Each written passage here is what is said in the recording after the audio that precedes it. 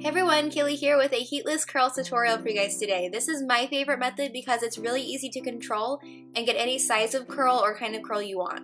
So let's go ahead and get started. First of all, you're going to want your hair to either be damp or use a spray bottle to dampen your hair. Then you're going to take a 2-inch section in a little square and go ahead and comb it forward toward your face. And then what you're going to do is wrap the end around your fingers to create a little circle.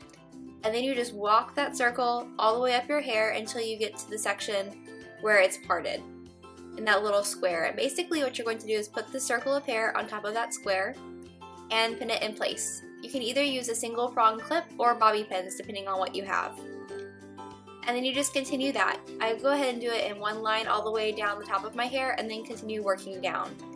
So basically you wrap it around 2 fingers, wrap it back up, place it against your head, and pin it in place. These are called pin curls, and this is actually how people used to curl their hair before curling irons, and it is really, really effective. What I like about it is that you can make it as big or as small as you want, and you can make them going in any direction that you want. So you can basically recreate any of my curl patterns with this technique. Now if you don't want to have to roll it up at the end, you can also wrap it around 2 fingers right next to that square section, and then just rotate the circle until it's sitting on top of the square and pin it in place.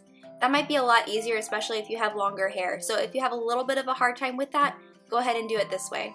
Now this takes me about 15 minutes. It's not the fastest method, but I like it because you have the most control over the end result.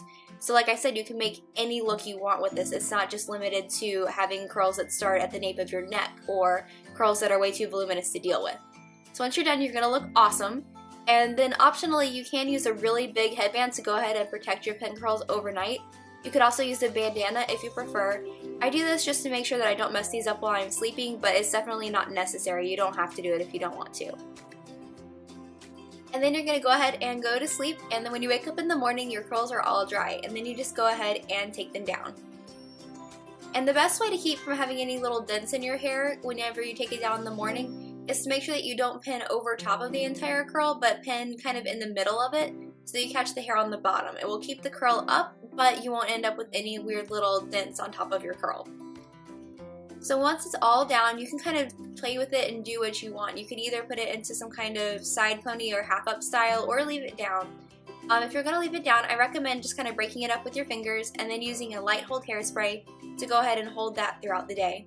But that's it. I find these curls last really well on me. They last better than when I use a curling iron, and they look really, really great and a lot more like you had used a curling iron rather than a heatless tutorial. So I hope you guys like this. Make sure to check out yesterday's video and come back tomorrow for our next hairstyle. See you then. Mwah. Bye.